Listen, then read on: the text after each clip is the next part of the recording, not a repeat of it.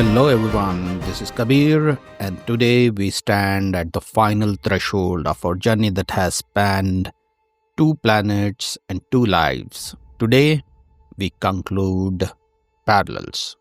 For 5 episodes, you have walked with me through the labs of Sinor and the forests of Earth. आज हम उस मोड़ पर हैं जहां कहानी अपने अंजाम तक पहुंचती है. This is a story of how two people separated by the vacuum of space finally found their own version of freedom. It's about the visible threads of DNA and the weight of a conscience. Let's jump into the grand finale of most exciting journey I have narrated. तो चलो deep dive करते हैं into episode 6. On the far side of the universe, in a dense, unnamed forest on Earth, the air was still. Suddenly, a mechanical hum that had lasted for 8 months stopped. In Sinor, the button was pressed. On Earth, the link was severed. Arun, who had been a living statue for over 8 months, felt a violent jolt. It wasn't a shock to kill him, but a surge to wake him up.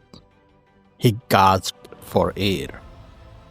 Imagine the feeling of your lungs burning for oxygen after a lifetime of sleep. He was inside a pod surrounded by viscous organic liquid. His eyes snapped open, seeing the world through a transparent green blur. With the strength born of pure survival instinct, he ripped the pod's covering. He tore through the membrane and tumbled onto the forest floor. वो पूरा गीला था, but something strange was happening. The liquid on his skin started evaporating instantly, just like petroleum or spirit. Within seconds, his clothes and skin were dry. Arun sat there, his heart hammering against his ribs. He looked at his hands. There were faint, rhythmic marks, needle tracks where the device had been extracting his data while pumping nutrients into his veins. He looked at his watch. The hands were frozen at a time long gone. He was still in the same boots, the same jacket he wore during that fateful paragliding trip. He looked at the trees, the device that had held him. Those biomechanical parasites were literally melting. They weren't plastic. They were organic. जैसे कोई जिंदा चीज मरने के बाद मिट्टी में मिल जाती है, the machines decomposed and merged into the bark of the trees. He realized then he wasn't kidnapped by men with metal tools. He was held by a technology that mimicked life itself. It was roughly 11 a.m. The sun was filtering through the canopy. Arun didn't feel hungry or stiff. The trees had kept his body in peak condition. His mind was a mess. He remembered the accident, the cliff, and the strange glow, but he remembered nothing of Sinor. He had no idea a man named Vijay had just saved his life.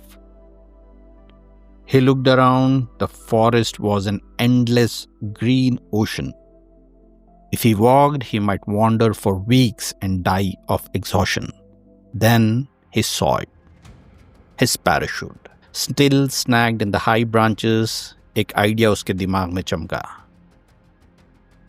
He climbed the tree with a newfound agility. He untangled the silk, checked the harness, and hauled the gear to the highest peak of the hill. As he stood on the edge, looking at the vast valley below, he felt a wave of terror. Arun, क्या तू पागल हो गया है? He whispered to himself.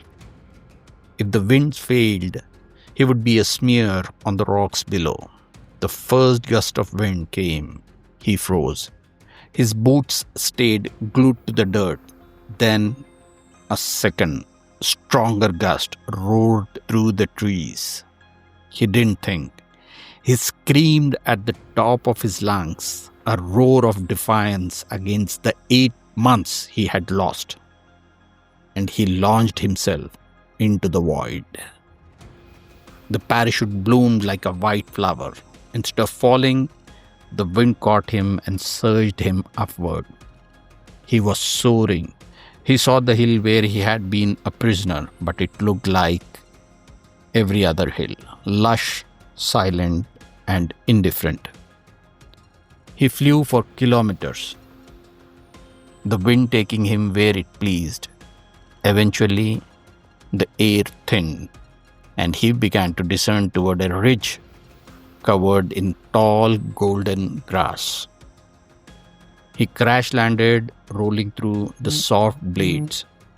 He lay there for a long time, staring at the blue sky, and then he heard it. A distant, beautiful, ugly sound. A bus horn. Arun reached the road just as a dusty, overloaded bus was grinding its gears uphill. He stood in the middle of the road, waving his arms like a madman. When he got on, the passengers looked at him as if he were a ghost. "What is the date?" he asked. When they told him, it was March. His world collapsed. He had been missing in August. 8 months had vanished. कैसे मुमकिन है ये? बिना खाए पिए, बिन यादों के. He reached a small town called Raghavnagar and begged a stranger to use his phone. He dialed a number he knew by heart. Bridge. "Hello?" Bridge's voice was tired, heavy with the weight of a friend who had mourned too long. Arun couldn't speak. He just sobbed. The tears were hot and fast. "Who is this? Why are you crying?" Bridge's voice grew sharp with panic. "Bridge, it's me. It's Arun." The silence on the other end was deafening. Then the sound of Bridge breaking down. They wept together over a crackling phone line. Bridge told him the truth. Kajal was a shadow of her former self, locked in depression. His mother was holding on by a thread. The search of him had been the biggest news story of the year, but the trail had gone cold months ago. "Don't tell anyone yet," Arun warned. "If the media sees me like this, they'll tear me apart."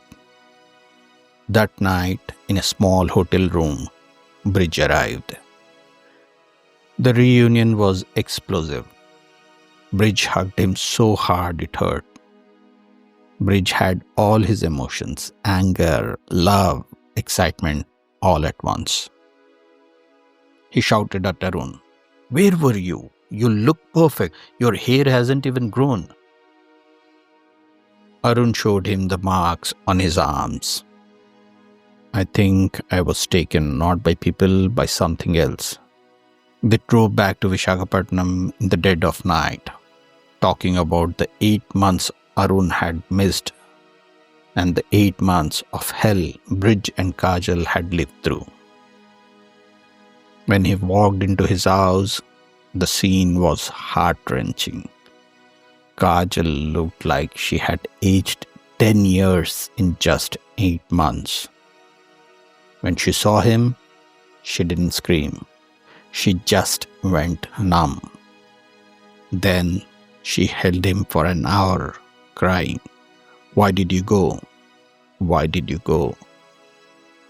While Earth was celebrating a miracle, Planet Sinor was reacting to a system failure. At the Fern Space Institute, alarms were blaring. Dr. Priyan and the technicians were staring at the monitors, showing the Arun link has been severed. They knew someone had hacked the system. They suspected Vijay immediately. Vijay sat in his apartment waiting for the doors to be kicked in. He had given his blood and his tissue to the rebel group to carry out their research. He was not a human anymore. But the government management did something unexpected. They did nothing. The senior officials realized that if they arrested Vijay, P-Human project would become public. To keep the peace, they chose to let the data loss go. They decided to watch him from the shadows, but they never touched him. The rebel group, led by JB, stayed underground. They had what they needed to start their own research into human rights for lab-grown people. Vijay noticed a change within days. The flashes of a woman named Kajal, the smell of rain on earth, the sounds of falling parachute, they all faded away. The ghosts were gone. He was finally alone in his own head. He looked at Priya, the woman who loved him without knowing his origin, and he felt a peace he had never known. विजय की जिंदगी अब normal थी. He was a man with a future, no longer a mirror of a man on another planet. So we end our grand story here on Earth. Arun is a living mystery. Some call it an alien abduction, some call it a miracle. He's back with Kajal, trying to reclaim the months he lost. On Sinor, Vijay is a pioneer of a new kind of existence, living a life of love and quiet defiance. एक accident ने दो दुनिया को जोड़ा था और एक फैसले ने उन्हें आजाद कर दिया. Thank you for being with me through all these 6 episodes. This has been a journey of soul as much as a journey of science. As you know, this story is copyrighted under kahanisuno.com. I hope you enjoyed the finale. It was an amazing journey with you all. I don't know about you, but I need a glass of water and maybe a long nap after all that soul transferring and parachute jumping. Narrating this has been an emotional roller coaster. 1 minute I'm in a lab-grown human in a purple sunset, and next time I'm dodging trees in an Indian forest. But wait, everyone out there, don't go anywhere just yet. Abhi picture baki hai, mere dost. While the story of Arun and Vijay has reached its destination, our journey together is getting a fresh set of tires. In our next episode, I won't be sitting in this booth alone talking to the walls like a madman. मैं सारा के साथ रहूँगा, and Sara and I will take you through all those trivia about this story, how we came up with the script, and how long it took, and all those details. Along with Sara and me, in that episode, we'll have a special guest also. So keep tuned in to this podcast of Kahani Suno with Kabir and Sara. Thank you everyone once again.